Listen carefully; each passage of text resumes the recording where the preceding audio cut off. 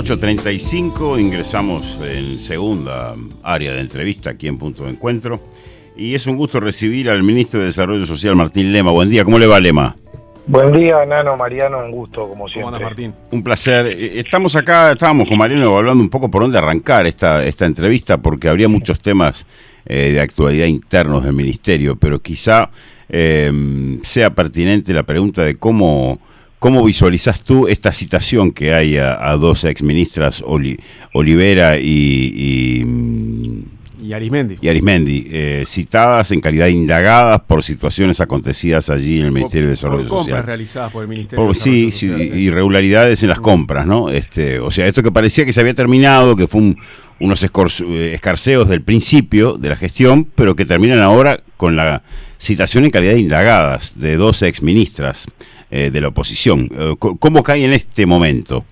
Mira, en realidad nosotros estamos focalizados en la gestión. Yo no me corresponde hacer valoraciones. Eso se trata de una denuncia que impulsó el entonces director general de Secretaría, Nicolás Martinelli. Cuando yo asumí, o estaba por presentarse, o ya estaba hecho. Sí, pero ya estaba muy avanzado.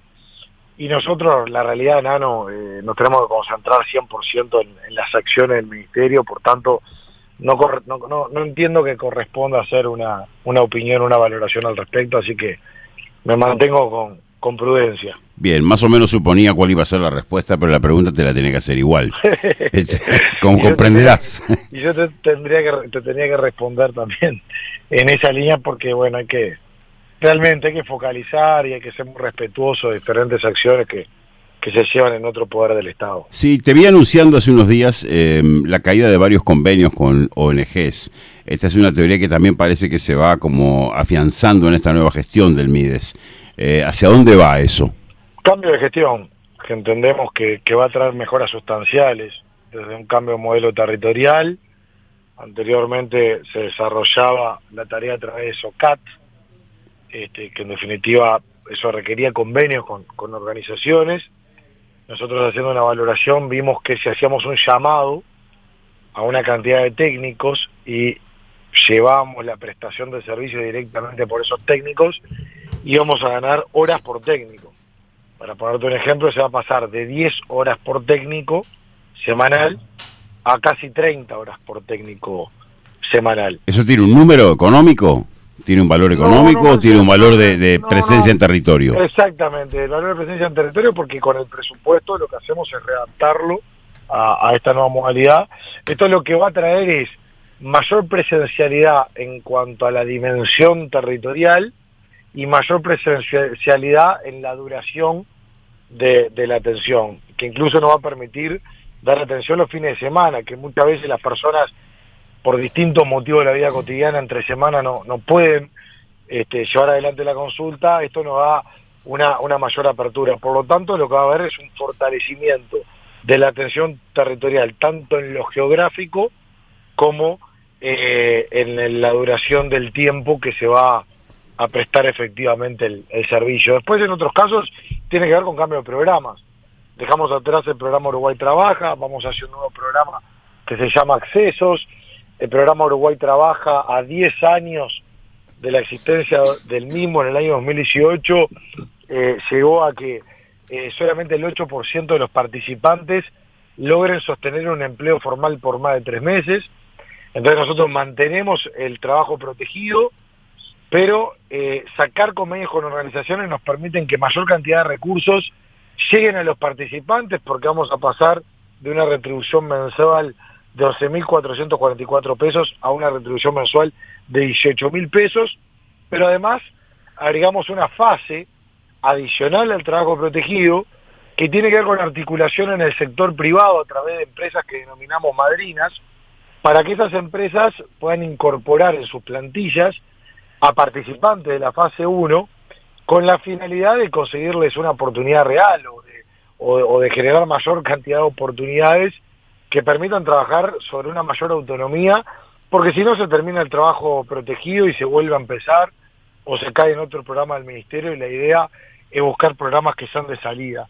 Y este diseño de programa dejó atrás también los convenios con organizaciones fortalece la articulación interinstitucional del Estado y por otro lado nos permite que mayor cantidad de recursos lleguen directamente a participantes. Martín, ¿qué solución de emergencia habrá para aquellas personas intoxicadas con drogas en situación de calle? Ayer entrevistamos a Daniel Radío, el secretario general de la Junta Nacional de Drogas, y nos decía que se reunió con vos para buscarle una salida a este tema. Bueno, lo primero, cuando hablamos de personas en situación de calle, hay dos formas, hay una diversidad de respuestas. Nosotros tenemos de centro 24 horas, centro nocturno, viviendas con apoyo, que apostamos mucho a ese modelo, que es un escalón más del refugio, bueno, centro de mujeres con niños, etcétera, etcétera. Hay personas que acceden a ir a refugios, o centros, mejor dicho, y personas que no, que están en la intemperie completa. Cuando acceden a ir a refugios o a centros de las características que estamos hablando, o están en viviendas con apoyo, eso nos permite no solamente sacar eventualmente la situación de intemperie, sino que permite trabajar a través de técnicos en diferentes circunstancias, diferentes características, sobre todo en las causas que llevan a una persona a estar en esa situación. Lo que tiene que ver con intemperie, que es donde quizás está el mayor problema, bueno, también hay situaciones en centros que estamos contemplando, pero una de las cosas que estamos impulsando en coordinación con ACE y con la Junta Nacional de Drogas es la existencia de centros de atención, centros diurnos, que justamente nos permitan atacar en materia de adicción, con la finalidad de atender la consecuencia, que es la situación de calle, pero atendiendo las causas, o una de las causas que se pueden llevar adelante. En el censo del año 2020, una de las cosas que se determinó es que en las personas que se encuentran en la intemperie, aproximadamente el 86% declaró presentar consumos de sustancias psicoactivas. Claramente este es un problema que está afectando.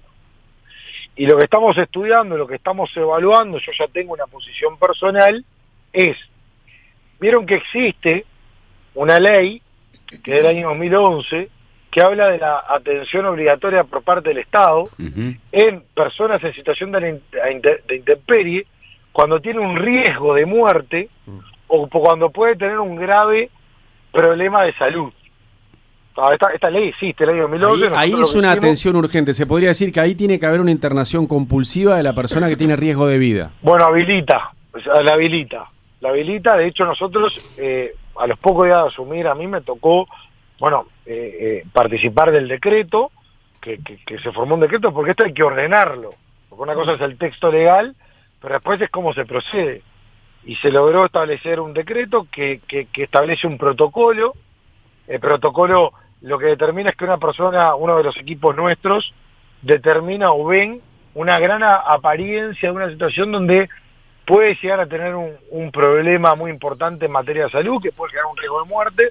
Entonces, ¿qué se hace? Se llama a un equipo de salud, de ACE, el médico constata la situación, y si en la constancia del médico se verifica que realmente hay un riesgo de muerte o un riesgo alto en materia de su salud, ahí si la persona se niega, a través del Ministerio del Interior se puede determinar un tratamiento o derivarlo a un centro. ¿A dónde iría? Bueno, depende del caso. Ya nos ha tocado aplicarlo esto. En el invierno pasado nos tocó aplicar y literalmente esta herramienta nos permitió que se salven vidas. En algunos casos no requieren la atención médica propiamente dicha. Requieren que sí o sí se lleven a un centro. En otros sí requiere la atención médica. Me acuerdo el primer caso que se aplicó, creo que fue por el mes de junio del año 2021, que realmente estaba en una situación límite la persona y que llevarla a un centro de salud de ACE nos permitió poder encaminar su situación sanitaria. Lema, ¿es suficiente esta herramienta o debería seguirse profundizando en este camino de la internación compulsiva para que el personal del MIDES tenga la herramienta legal necesaria? ¿O considera que hasta acá es suficiente? Porque Radio nos decía que estaban buscando cosas nuevas también. Bueno, lo primero, cuando estamos hablando de los centros diurnos, que yo le decía con ACE y con la Junta Nacional de Drogas, más que nada requiere a que la persona termina accediendo a que se le brinde un tratamiento. Ahora, hay otras situaciones donde la persona no accede y donde nuestros equipos van una vez, 2 veces, 3 veces, 4 veces y no accede. Lo que se está estudiando, yo tengo una posición personal al respecto, lo que estamos evaluando es si no determinar o si el MIDES no podría solicitar una hospitalización involuntaria en personas que ya sea por el consumo de sustancias psicoactivas o por trastornos vinculados a salud mental que genere un riesgo para sí o para terceros, si en ese caso no se puede solicitar esa hospitalización involuntaria. Les adelanto, mi postura sí, ¿cuál es afirmativa. O sea, yo estoy a favor, sin perjuicio que estoy haciendo determinadas consultas y que estamos dialogando entre diferentes jerarcas e instituciones, y en esto yo quiero ser muy respetuoso de los procesos, pero evidentemente que nosotros ahí lo sencillo es mirar para el costado y basarnos en que hay una serie de problemas que tienen la complejidad de lo que todos conocemos, porque todos conocemos esa complejidad. Ahora, nosotros no podemos mirar para el costado. Entonces, si nosotros partimos de la base que hay una ley que a través de la instrumentación el año pasado nos permitió mejorar la atención cuando se trata de riesgo de muerte o graves problemas en su salud, si yo, como le decían, personas a la intemperie, aproximadamente el 86% declaró en el 2020 consumir sustancias psicoactivas, y eso está generando problemas, nosotros no nos podemos amputar de esas herramientas, porque estamos hablando de personas que se encuentran en una profunda indefensión, en una profunda desprotección, en que no es que toman esa elección porque realmente entienden que es una situación que les genere prosperidad. Terminan en esa situación por cuestiones sumamente dramáticas, por cuestiones sumamente dramáticas, y que acá cuando hablamos ya no hablo solamente del caso de esa hospitalización involuntaria y demás, que estamos hablando siempre de personas a la intemperie completa, ¿no? Sí. Pero a mí me ha tocado hablar, conversar, ir, conocer, y son situaciones que realmente son complejas. Entonces, nosotros lo que tenemos que tener es una diversidad de herramientas, sabiendo que las mejores acciones se dan de forma integrada. Hace poco, con el Ministerio de Vivienda y con la Agencia Nacional de Vivienda, entregamos 21 viviendas con apoyo para 58 personas que estaban en situación de calle, en donde comenzaron una vida ya, por esta modalidad de vivienda con apoyo, ya hay más de 300 personas hoy en día, en donde ya están en un paso de la autonomía, es un pasito de la autonomía. Entonces nosotros lo que tenemos que tener es un escenario de instrumentos que se adapten a características. Una cosa es una persona que ya está para una vivienda con apoyo, que ya estuvo en un centro, que ya se adaptó a una cantidad de características, que ya puede dar ese paso, y otra cosa es una persona que se encuentra en una desprotección en donde uno va una vez, los equipos van una vez, 2 veces, 3 veces, 4 veces, y la persona no reacciona. Entonces, nosotros tenemos que disponer de instrumentos que puedan llegar a preservar esa integridad. Ministro, quiero ahondar con usted algunas cifras optimistas que dio la ministra de Economía ayer en cuanto a la reducción de la pobreza. Me imagino que estará en tus prioridades, en las que corresponde a tu cartera, seguir ahondando esto que fue un índice positivo presentado por Arbeleche ayer. ¿Cuáles son tus proyecciones? Bueno, primero que nosotros estamos trabajando claramente coordinados con el Ministerio de Economía y con una cantidad de instituciones en donde claramente preocupa la situación o nos ocupa la situación de pobreza, en donde los últimos indicadores dieron una mejora del contexto general, porque pasamos del año 2020, en donde era 11,6, a 10,2 en lo que fue el primer semestre del año 2021, en donde hay una clara eje en lo que tiene que ver con la primera infancia. Los niños, sí. Claro, y cuando vamos a niños de 0 a 6 años nos encontramos con que el primer semestre del 2021 determinó una baja con respecto al 2020, enano, de 21,3% de 0 a 6 años a 16,1%. Y el 16,1% es el registro más bajo del año 2006. Por lo tanto, en ese sentido, lo que ha sido la política económica, lo que ha sido la política de trabajo y lo que ha sido la implementación de distintas políticas sociales, permitieron que paulatinamente por lo menos tengamos indicadores que pueden ser alentadores. Pero eso hay que sumarle otras herramientas que... A eso iba. ¿Qué viene después del indicador? ¿Cómo se mantiene? Una de las cosas que nosotros estamos... Bueno, fomentar el empleo, por supuesto, Nano. Pero para fomentar el empleo, por ejemplo, nosotros hay una medida que rige a partir de este año, que nos parece que es una medida muy buena de todo punto de vista, que tiene que ver con las asignaciones familiares Plan de Equidad. Cuando asumió el nuevo gobierno, 837.000 personas era el elenco que se encontraban por encima de los umbrales del índice de carencias críticas y por lo tanto que estaban contemplados en hogares que recibían asignaciones familiares Plan de Equidad. ¿Tá? Una de las cosas que vimos es que cuando los hogares superaban los 11.300 pesos per cápita en ingresos, se le retiraba la asignación familiar Plan de Equidad. Entonces, ¿qué quiere decir? Que estaba operando también como un ancla y no como un trampolín. Entonces, una de las medidas que definimos, tanto con la ministra de Economía, lo hablamos mucho con el ministro de Trabajo, Pablo Mieres, es durante el 2022 se elimina ese límite. Se elimina ese límite. ¿Qué quiere decir? Que una persona que recibe una asignación familiar Plan de Equidad, no importa cuántos sean los ingresos per cápita del hogar, mantiene la asignación familiar Plan de Equidad. Esto nos permite incentivar el trabajo formal, pero también nos permite que se incrementen los recursos de esos hogares para enfrentar esas situaciones de vulnerabilidad. Lo que se mantiene es el índice de carencias críticas. Entonces, esto, a nuestro entender, va a ser un impulso importante en cuanto al mensaje también y demás, para que la convivencia de los dos sistemas promuevan la formalidad. Entonces, ese tipo de oportunidades la estamos trabajando. Otras oportunidades pasan por una cantidad de convenios que venimos llevando adelante, lo que llamamos cupo MIDES, que es en vacantes de empresas, conveniar para que un porcentaje en la prioridad del proceso de selección sean participantes vinculados a nuestros programas. ¿Y a qué queremos ir, Nano, con eso? A mostrar la oportunidad de la autonomía. Vos fíjate que nosotros tenemos diferentes elementos, diferentes apoyos técnicos, contenciones y demás en personas. Ahora, esa persona, en realidad la acción social da el resultado cuando la persona logra mayor autonomía, no cuando la condenamos a la dependencia estatal perpetua. Y la verdad que estos cupos nos han permitido a personas que estaban hace años en diferentes dispositivos vinculados al Ministerio de Desarrollo Social, saltar a la autonomía. Sí, yo los conozco.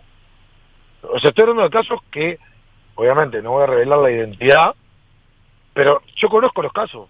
Aparte me gusta, a medida que nos vamos enterando, ir a conocer la experiencia, porque también nosotros nos nutrimos de la experiencia y eso nos permite mejorar la práctica.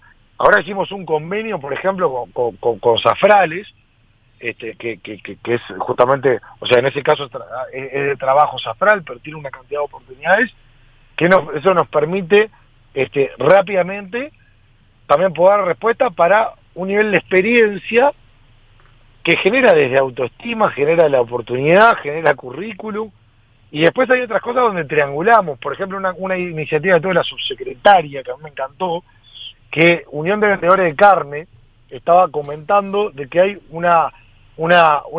hay oportunidades importantes dentro del rubro que permite una inserción laboral realmente considerable. Entonces, habían hecho Unión de Vendedores de Carne un convenio con la UTU. Entonces, ¿qué hicimos nosotros? Pedimos para entrar. Para nosotros, brindar los participantes, la UTU los capacita en el rubro, y en esa triangulación se intenta una inserción en el mercado. Entonces es un círculo virtuoso que cada uno, haciendo lo que tiene que hacer, entre todos podemos permitirnos que haya un entusiasmo en cuanto a diferentes resultados que se vienen obteniendo y que proyectamos seguir obteniendo. Lema, este año se va a actualizar la canasta de consumo para medir la pobreza en Uruguay. El otro día en una entrevista que le hice a Diego Agual, al director del INE en Telemundo, me me confirmaba que se va a generar una nueva línea de pobreza en el correr del primer semestre porque la referencia utilizada hoy es del año 2005. ¿Esto puede variar mucho los números? Mira, tengo pendientes, sí, sé que están en eso, tenemos pendientes diferentes reuniones, porque en realidad quien ejerce la rectoría en la medición es el INE. Es el INE, sí. Claro, entonces, es el que va a modificar la referencia. Claro, nosotros lo que podemos aportar es expertise en lo que tiene que ver con el índice de carencias críticas, que cuando una persona supera ese índice, quizás sin encuadrar dentro del término pobreza, se encuentran en situaciones de vulnerabilidad social y económica que pueden estar muy próximas. A nosotros no solamente nos tiene que importar el trabajo directamente para poder mejorar los indicadores en lo que tienen que ver con pobreza, sino también en mejorar quienes se puedan aproximar a esa situación. Por eso, cuando hablamos de asignaciones familiares, plan de equidad, o cuando hablamos de tarjeta Uruguay Social, etcétera, etcétera, no siempre estamos hablando de lo que es el concepto cuando encuadran dentro de los umbrales de pobreza. Pero es muy importante actuar porque son situaciones de vulnerabilidad social y económica que, si bien quizás no encuadran en la definición técnica, en el día a día, en el vivir, que es lo más importante, porque está la estadística, pero lo más importante es cualitativamente cómo están las personas desde el punto de vista humano, es tratar de trabajar para que estén lo más lejos posible de esa proximidad que claramente encuadra dentro de las situaciones que conocemos. Sí, desde ahora se van a tener en cuenta otras cosas, no solamente la canasta, sino también, por ejemplo, no sé, condiciones de tu vivienda, si tenés saneamiento o no, eso es clave también para medir si sos pobre o no. Y bueno, lo que pasa es que va más allá de lo conceptual, Mariano. Es algo que tenemos que actuar igual, porque cuando se recorren diferentes lugares, a mí me pasa, la otra vuelta tuvimos recorrido con diferentes directores de distintos departamentos, y claro, la persona con la cual nosotros tomamos contacto no solamente hace referencia a una prestación social o un acompañamiento social, nos muestra las condiciones en que vive.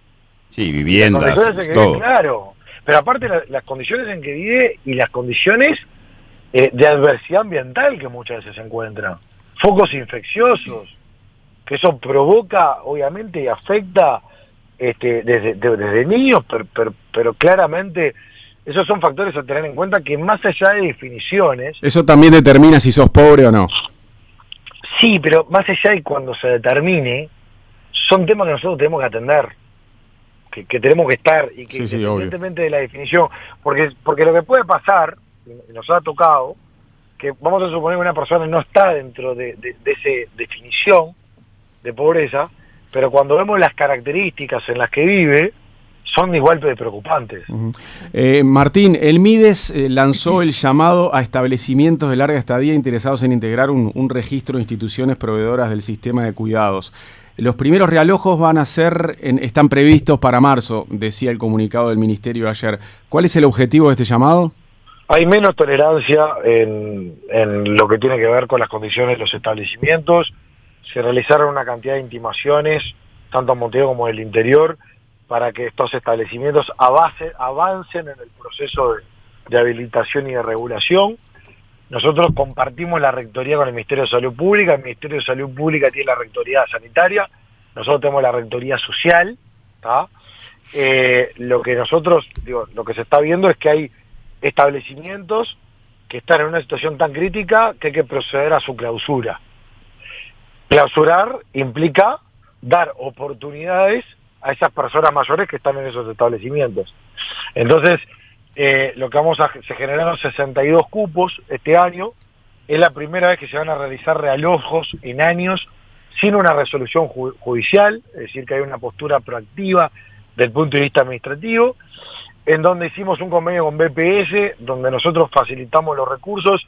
El BPS, a través de la figura del cupo cama, es quien instrumenta el realojo, y este llamado, Mariano, justamente para que establecimientos que sí están habilitados se presenten para tener mayor oferta, en donde se proceden estos realojos, que los primeros lo vamos a hacer en el mes de marzo. Como te decía, ¿son establecimientos privados en todos los casos?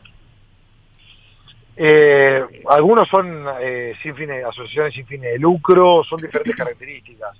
Pero lo que estamos fomentando... Pero el realojo se hace posible sin una orden judicial por la propia clausura del establecimiento. Exacto. Al nosotros clausurar, tenemos que darle alternativa a la persona. Y lo que queremos es que un establecimiento que esté en esas condiciones indignas muchas veces, actuar en consecuencia, pero también actuar en consecuencia con aquellos que están haciendo las cosas bien. Y el realojo sea para establecimientos que están con los parámetros y requisitos exigidos. Y eso nos permite un nexo causal en donde se cierra el que está funcionando en forma crítica y se trata de potenciar el que viene funcionando bien y que de hecho tiene, o que por lo menos tiene todos los requisitos necesarios para presentarse a este tipo de llamados. Martín Lema, ministro de Desarrollo Social, un placer esta charla contigo. Te hemos paseado por un montón de lugares, faltó quizá algún área importante. La próxima vez hablamos de su futuro político bueno, y de la coalición multicolor. ¿De qué tal unidad está? ¿Qué te parece? Mides. Sí. ¿Se anima? Porque usted... Pide Mides, no quiere nada de política. Es muy sencilla la respuesta. Es como empezamos con Nano. Claro. Él tiene que hacer la pregunta y yo tengo que dar la respuesta. No, pero es habilísimo declarante. Pero ahora es temprano. En un tiempito se puede hablar de política, de un futuro año electoral que se viene. Por ahora no, ahora es tempranísimo. Pero yo creo que a fines de 2022... que ya vamos a estar en la puerta de ese año 2023 en el que se construyen las precandidaturas, ya se habla del futuro político. Sí, además funciona como en el mar, ¿no? Y en el principio del 2023 nosotros estaremos hablando del plan invierno, estaremos hablando del sistema de cuidado, estaremos hablando de qué pasa con el reloj de personas mayores, estaremos hablando ojalá de la ciudad universitaria a través del INJU, que esos son los temas por los cuales el presidente de la República y un gran equipo confió en nosotros y en eso tenemos que rendir cuentas. Está bien, pero todo bicho político, sí. Llegado el momento, es como el tiburón que huele sangre. Lo quieren corromper, mis compañeros. No, siempre hay momento para una charla sobre el futuro. Que se encargue de la ciudad universitaria, de los refugios, que nos hace falta todo ese trabajo. Estamos alineados, por ese lado. Gracias, ministro. Que tenga buen día. Gracias, Martín. Gracias. Punto de encuentro. De 8 a 10 de la mañana. Afirma tu futuro en la ciudad de la costa y la Costa de Oro. Carreras empresariales con la experiencia y el liderazgo de la UDE. Abogacía, contador público, licenciatura en informática y educación física.